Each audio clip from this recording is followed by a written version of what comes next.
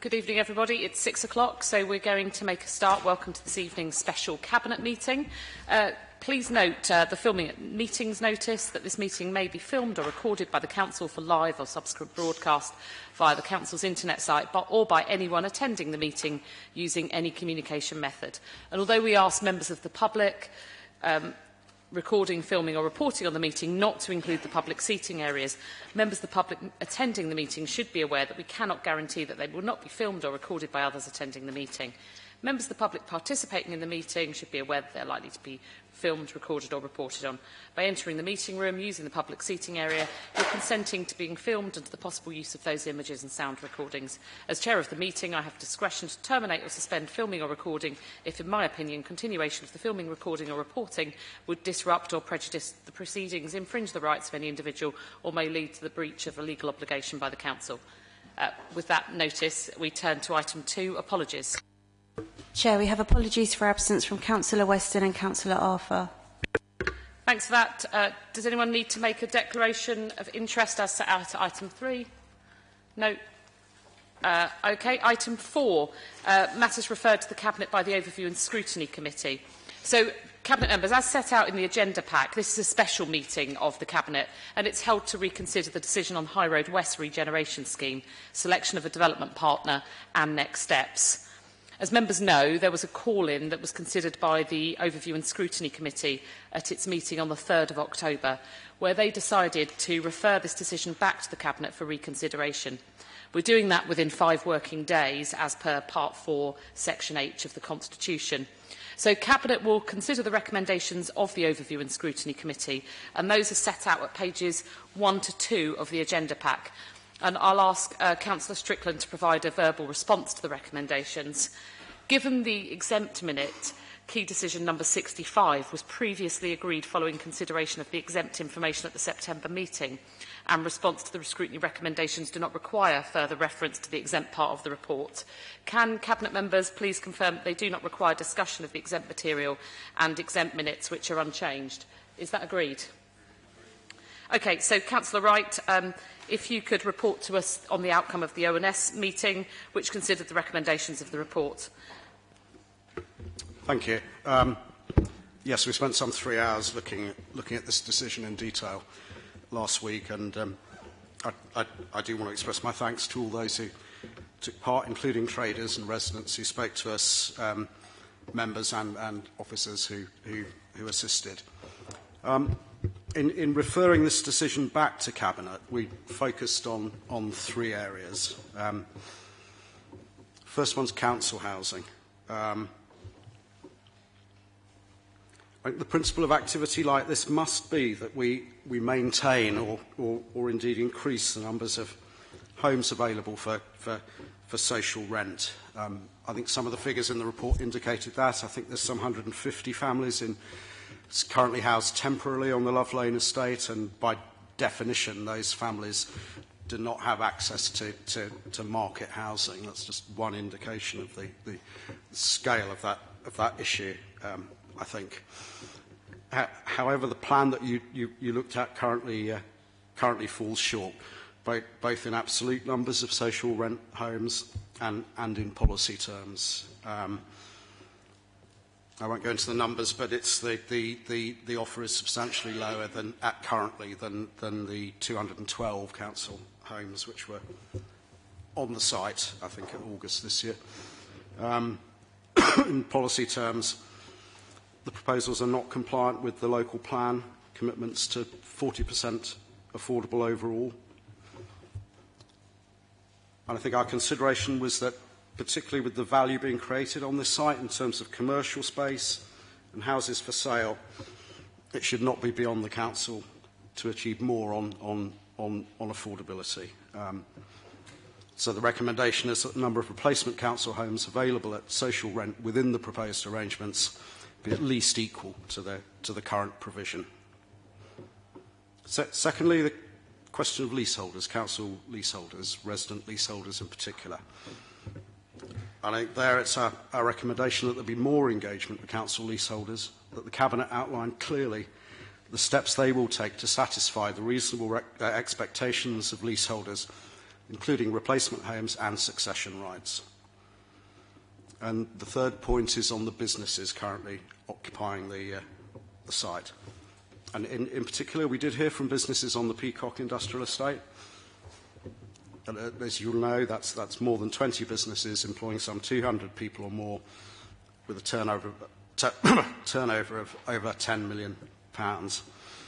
And these include, as we heard, manufacturing and joinery, food production, motor trade and more. And of course, there are other businesses on the site also affected. Employment opportunities are at a premium in North Tottenham. I think as the report notes, the Cabinet report noted, there's unemployment of some 26% in Northumberland Park, and that I think is 3 times the national average at least. But we think at the same time it is clear that there are opportunities for growth and business development on these traditional locations for manufacturing in our borough, particularly in the North Tottenham area, and of which the Peacock Estate is one. Inevitably, if these plans go forward, though, these businesses face an uncertain future.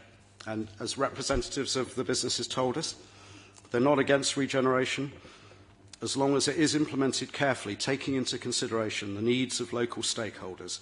And they were seeking more discussion, more support, and clearer commitments. The committee supported that call, and we recommend, therefore, that more work be carried out to support the businesses affected, and that agreements should provide that businesses be able to remain within the plan area should they wish to. Thanks. Thanks very much, Councillor Wright. Councillor Strickland, I can see you're making some notes there. Can I ask you to respond to these scrutiny recommendations? Thank you, Leader, and thank you, Councillor Wright. I'd also like to add my thanks to the scrutiny members and all the staff who worked so hard last week. We had a long and thorough discussion, but one I think was very useful. If I just run through some of the key responses to the 3 recommendations, which we've looked at in recent days. So, as Councillor Wright said, the first recommendation was that the number of replacement council homes at social rent should be equal to the current provision. This is absolutely something that we want to see, and something we'll work very hard on. But as I was honest about last week, this is a scheme that's had very significant viability problems, and that's why during the process officers pushed incredibly hard, both to get the number of replacement affordable homes as high as possible, 2, to make sure that there was a reasonable number within that were replacement social rent, and thirdly worked incredibly hard in accordance with the political instructions that me and the leaders set out, that those homes should be council housing. Now, what's fantastic is we have achieved a situation where they will be council housing. They'll be owned by the council, 145 of them, sorry, actually more than that, but 145 tenanted homes managed by Homes for Haringey in the normal way. And that those buildings, that means that those buildings will be the biggest development of new council homes that the borough has seen for about 20 years. So that's really important. I think it's also important to recognise that there's a net increase of 539 affordable homes, including, really importantly, some of Sadiq Khan's new London affordable rent, which is not much higher than social rent and is specifically designed for people from the waiting list.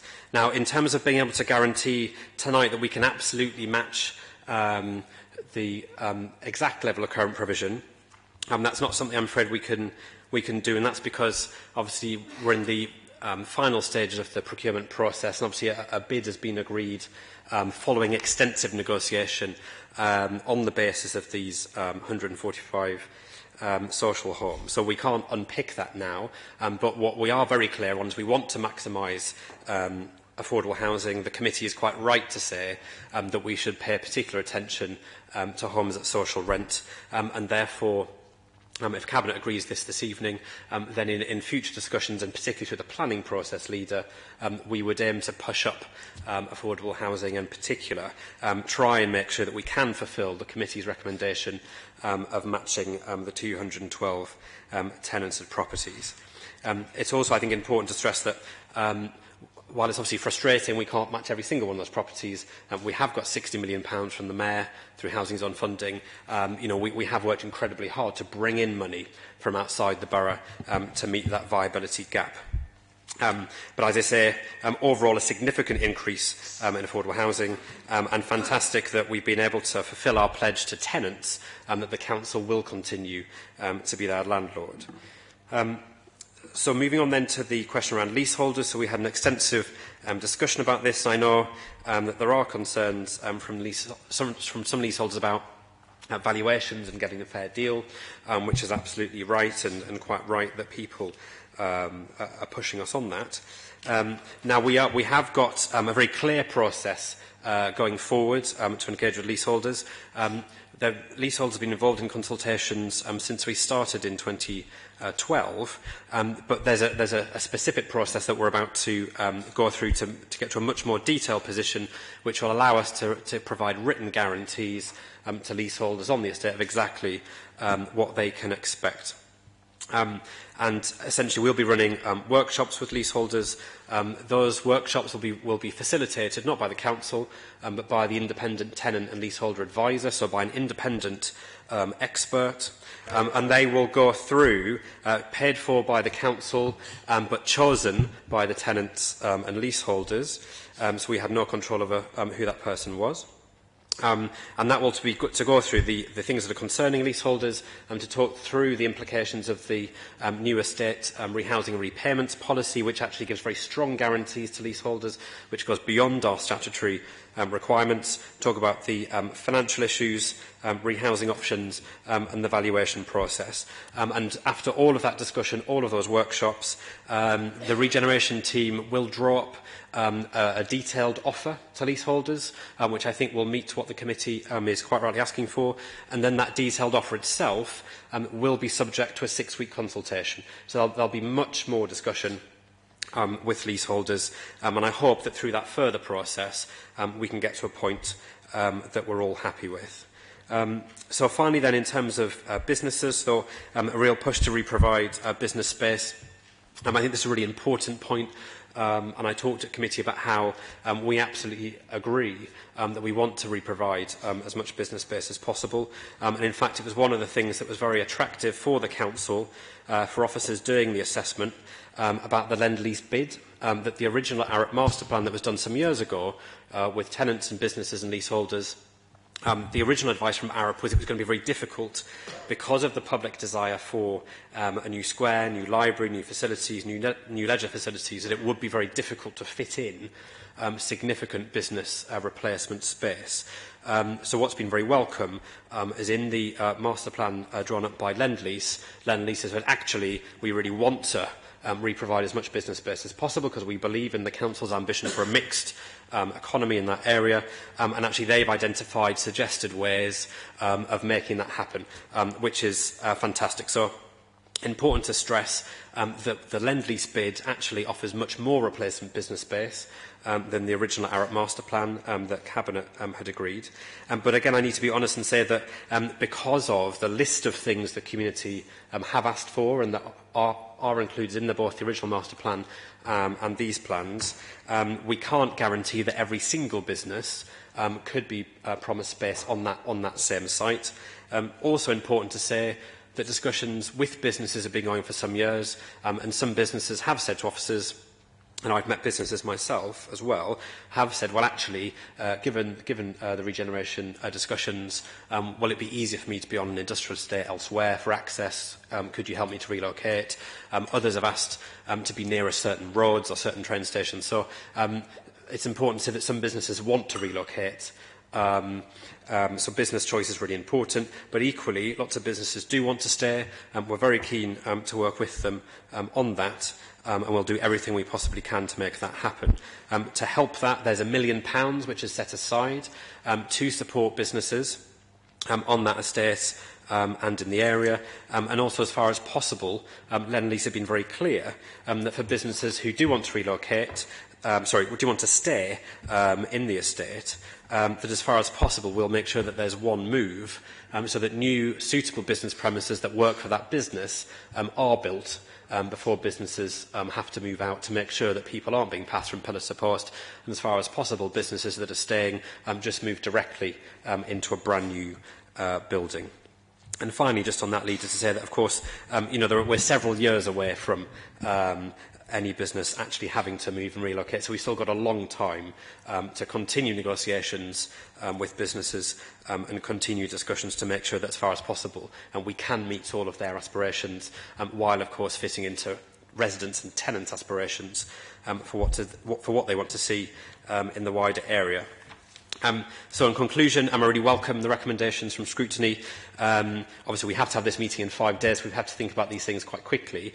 But hopefully it's clear to the committee that we absolutely agree with the thrust of these 3 recommendations, and will certainly be working very hard on affordable housing, on the next step of working in more detail with leaseholders, and in making sure that as many businesses as possible who want to stay on that site can, and businesses that want to relocate or might need to relocate are as far as possible kept in the borough. Thank you for that. Questions? Councillor Bevan, Councillor Carter. Councillor Haringey-Brabazon, did you have questions? You haven't notified the committee clerk. I hadn't seen it, but I'll take a question. Councillor Hare, if I'm taking Councillor Brabazon's, I'll take yours. It's usually easier if you just notify the committee clerk, Councillor Brabazon. I'll come to you afterwards, Councillor Ahmet, once I've dealt with the other ones. No worries. OK, Councillor Bevan, your questions, right. Well, please. first of all, I'd like to congratulate the Scrutiny Committee, because I watched that scrutiny meeting on webcam. I thought it was one of the best scrutiny meetings I've ever seen, and it was a unanimous decision. So I'd like the Chair to congratulate his panel. It was absolutely excellent. But the leaseholders have been in touch with me, and they've asked me to raise the question, a couple of questions basically. I mean, they're saying there's a lot of elderly, vulnerable leaseholders there. There's a lot of working class leaseholders, that's their words, who are not used to all this bureaucracy and planning things, and there's a lot of inexperienced right to buy people, and there's a lot of leaseholders with language problems. So they've asked me to clarify the remark that was made at the last call-in, where they would be offered independent legal advice, each of them. It was said that that could be considered, so I'm raising that again here to see what the outcome of that is. And also, I'd like to ask Alan, the independent leaseholder advisor, which you said would be chosen by the tenants, my understanding, if I recollect what I've been reading, is that is out to procurement, which to me means it may not actually be chosen by the leaseholders because it's a proper procurement programme. Thanks, Councillor Bevan. Councillor Strickland. Thank you very much. So in terms of leaseholders, it's important to say that work with leaseholders has been going on for some years. And obviously we talked about this, John, haven't we, at the Northumberland Park Regeneration Board. In terms of the language issue, particularly Turkish translators and Turkish-speaking staff have been provided at leaseholder events. Documents have been translated into Turkish. And I know from events that I've been to that there've certainly been staff speaking a range of community languages. So I absolutely agree that language is an important barrier, which we've sought very hard to tackle and to make sure people get the information they need. In terms of the independent tenant leaseholder advisor, they were chosen some time ago. They've been in place for some time. They've been supporting tenants and leaseholders throughout this process. They are being kept. There's no sort of break in their service. And what did go to a cabinet member signing, it was about a month ago, I think, Leader, or which I signed, was to agree a framework essentially for the wider provision of independent tenant leaseholder advisors, but certainly the one on this estate hasn't changed. Thanks, Councillor Bevan. Councillor Carter.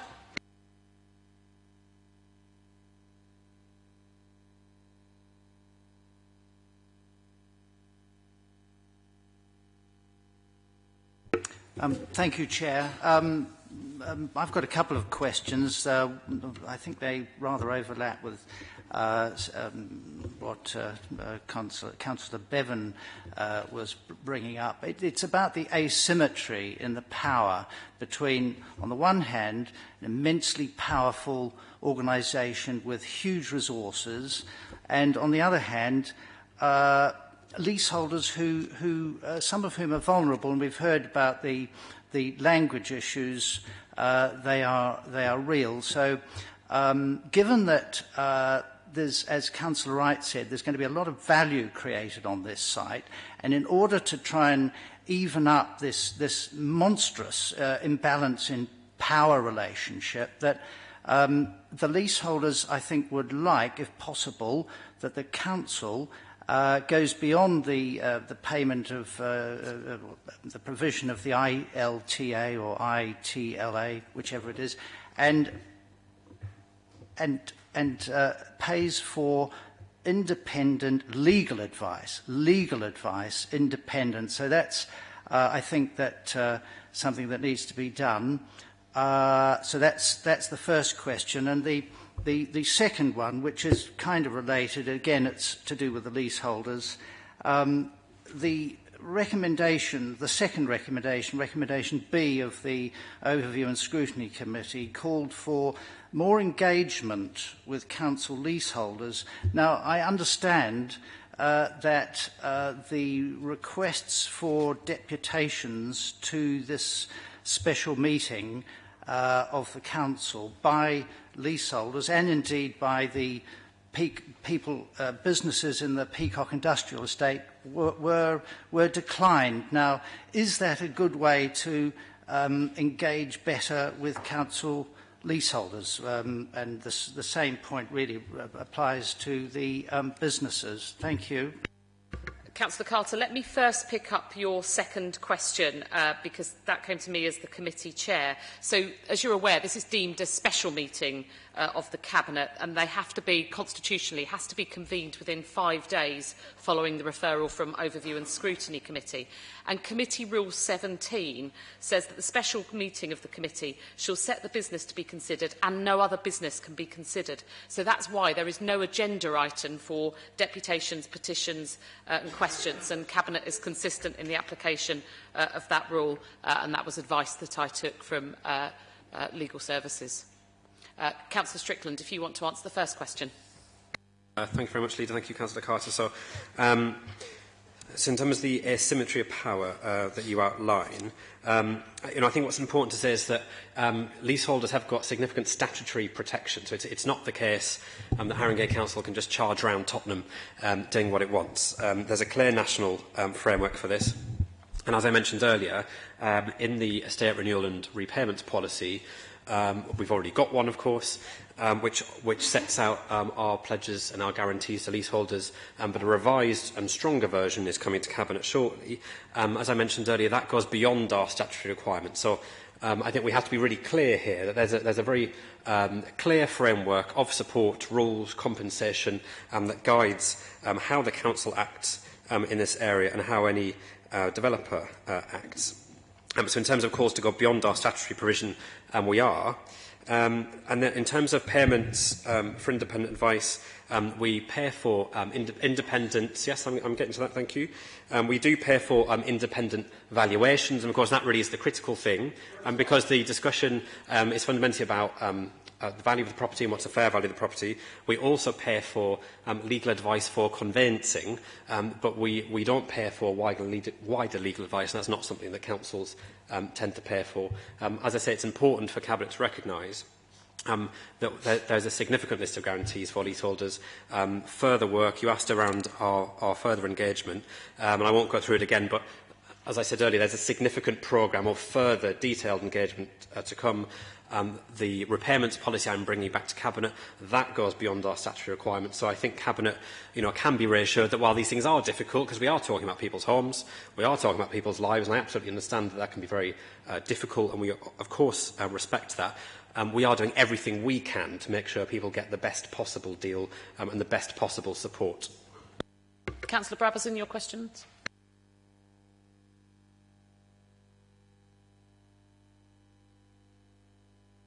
I've just got a couple of questions. The first one relates to the decision-making about this. I'm unclear. With the HDV, there was a cabinet meeting. All the papers were, the white papers were published. There 1,500 pages of legal agreements or draft legal agreements.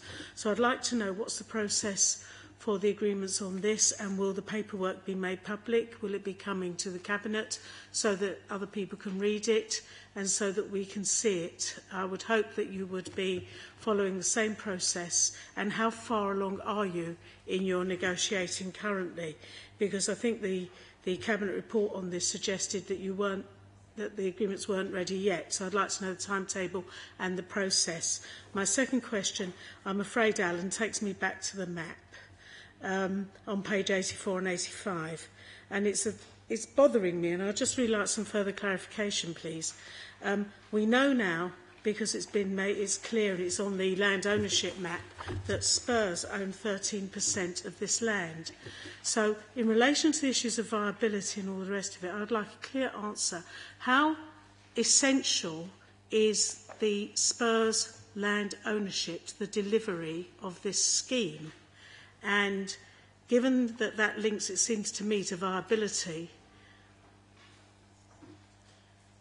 and that seems to me, if I put it that way, to links, you said there's a viability gap. You also said at the call-in that Spurs would be treated just like any other business and, if necessary, with CPO.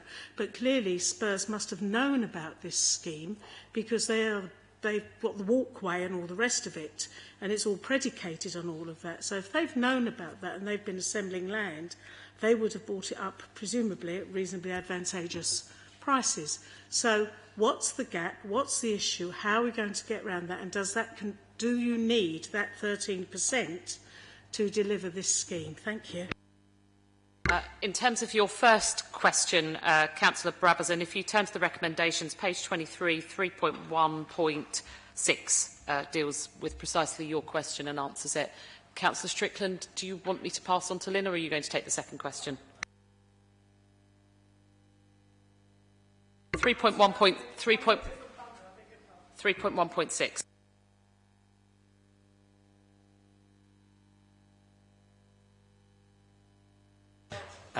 Thank you. So in terms of the Spurs question, and I'll bring Lynn in to add some things, but I'm not sure I've got a lot to add to what we discussed at scrutiny. So what I said there was it's absolutely right that, as I think Helen Fisher said at scrutiny, that Spurs on 13% of the land, as you say, in this area. So that land is essential to making a comprehensive scheme, which is what we're very keen to see.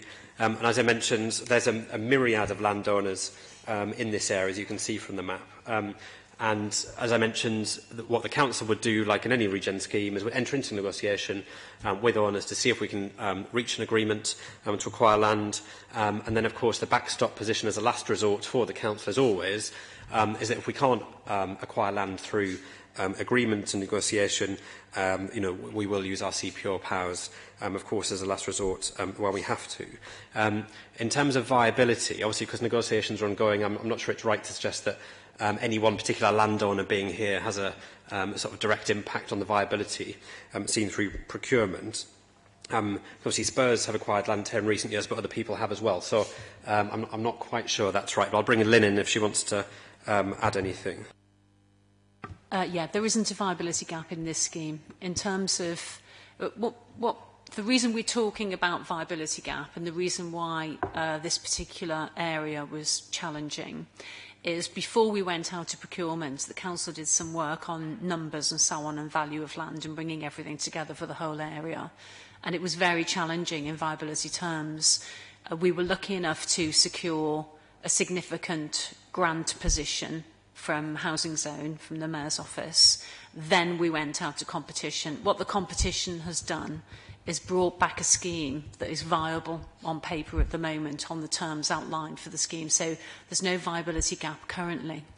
All of the land owned by third parties has been valued within the financial model at market value of existing use value. It is assumed that the land will be brought into the scheme to help with the comprehensivity of the master plan that would be delivered there. Of course, bringing third-party land in is dependent upon individual land negotiations for those pieces of land. And so we're not a long way down that path for this particular piece of land that you've raised at the moment, because we've been absorbed by the procurement position. So there's a number of jobs of work still to do to bring those pieces of land in. Councillor Hare.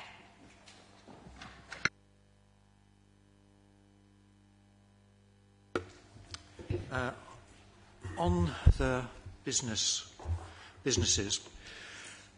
I just want to quote from the Tottenham Area Action Plan. It's not very long. It's essential that industrial areas such as the North East Tottenham area are preserved for this purpose. These locations are special due to their ability to provide a range of spaces at relatively affordable rates in close proximity to local population and amenities. They say these areas will become even more valuable and provide a place for innovation, skills, jobs, economic benefit in future. It's therefore appropriate that in addition to simply protecting these assets, the Council will aim to support business growth. And it goes on to say that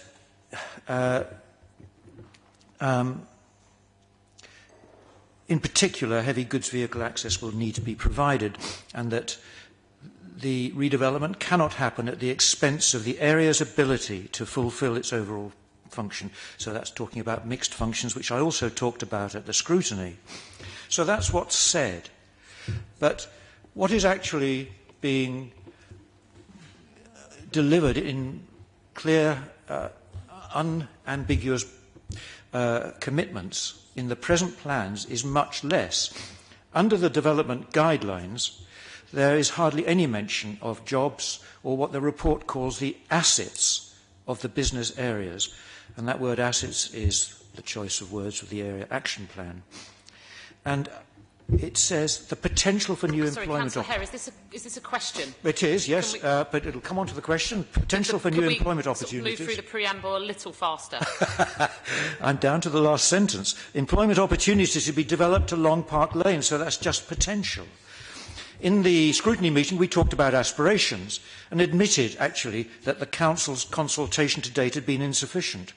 We're going to see the losses of, just among probably others, Ashley Road, parts of it in the south, Ashley Road, the north will go entirely, Wood Green Bitterness Trading Estate, Wood Green Clarendon Trading Estate, the Wood Green Chocolate Factory. Is it coming quickly? The whole of the White Hart Lane 500 address. So these are really substantial losses of business areas. On German television, Brian Dossett said he's one of the biggest businesses there. Sorry, Councillor Hare, I've held every other member to a question, and I just feel quite anxious that I've now said 3 times. Can we just get to the question? I am getting to it. It is here now. I think we need a detailed analysis, industrial areas, area, by business type and by total area, so that the changes that are going to result from redevelopment here and other redevelopments are much clearer than they are. And I think that this report does not currently exist in a clear form. And I would like that commitment to be made here and now, that we'll do this.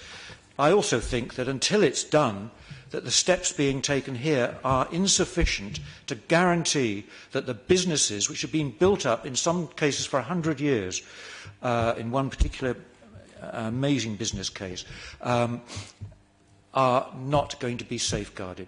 And that's my concern, and I would like to hear more about what you're actually going to do and promise. Councillor Goldberg, I'm going to ask you to respond to that rather than Councillor Thank you, Leader. I'm not really sure what the actual question was, but let me reassure the Councillor that we have... Well, Councillor Goldberg, if you could continue. We have already done a land use study, so there was definitely something there in the preamble around loss of employment land, which is acutely well understood by all members of the Cabinet. And it's a significant challenge when you're looking at development in terms of land use being surreptitiously converted from employment to residential to raise land values, and then eventually that crowds out industrial activity. So we've done that. I kind of reject your assessment that we're going to lose all those industrial spaces which you mentioned. I should say are looking after the Wood Green Area Action Plan. I'm very clear that Wood Green has to deliver a beating heart of economic activity beyond just the retail offer within Wood Green. And our draft plan, which is, I should say, still out to consultation, is very much around building office and B1 usage in Wood Green. But we're not really supposed to be considering other business. I think what's important to look at is High Road West, which is predominantly a residential-led development designed to lift the whole Northumberland Park area and deliver a holistic offer to match the kind of whole leisure destination that's going there. And then the second question is, what do we do about businesses in Tottenham? And there are two things going on. Number one is, as land values rise, we need to make sure, as you rightly say, we are supporting businesses if they are starting to find it not the right place for them to be, other places for them to be, and I continue to work with businesses across Haringey who say to me their businesses are no longer fit for purpose, their businesses are becoming too expensive, because what we're starting to see is Hackney creative industries, for example, moving into Haringey and raising industrial land values themselves. That is a separate question. I don't think it is a question about whether the procurement is wrong or should be called in or not. I think it's a separate challenge, and I'm quite happy to chat with the Councillor about all these issues. Thanks, Councillor Goldberg. Councillor Ammett, did you still have a question? So it's on the same point. It's on point 7, which is about the Peacock Industrial Estate. So you've said a couple of times, Alan, that when the community was consulted, there was a desire for a different use of that space. So I'm just wondering, during those consultations, were the traders and the businesses also consulted and considered as part of that community? And also, the second part, which Councillor Wright has already laid out, is that no clear plan. And I did watch the scrutiny meeting the other night. So what is the next steps, really? I mean, have we got a bit more detail about consulting those businesses and what happens next? Strickland? Yeah. So as I said during the scrutiny meeting, there's been business involvement since the very beginning of the consultation. Workshops were run by ARUP very early on. I think that was 2012, 2013. I think from memory, Sarah Lovell, the officer, in that meeting read out a list of things that we've done with businesses, which I won't repeat here, but Sarah could take you through. So businesses have been involved, but as I also said at the scrutiny meeting, of course, one of the complexities of working with businesses is that much of the conversations go on in individual negotiations with those businesses. To talk about their individual commercial circumstances, what they want to do, whether they want to stay, whether they want to relocate.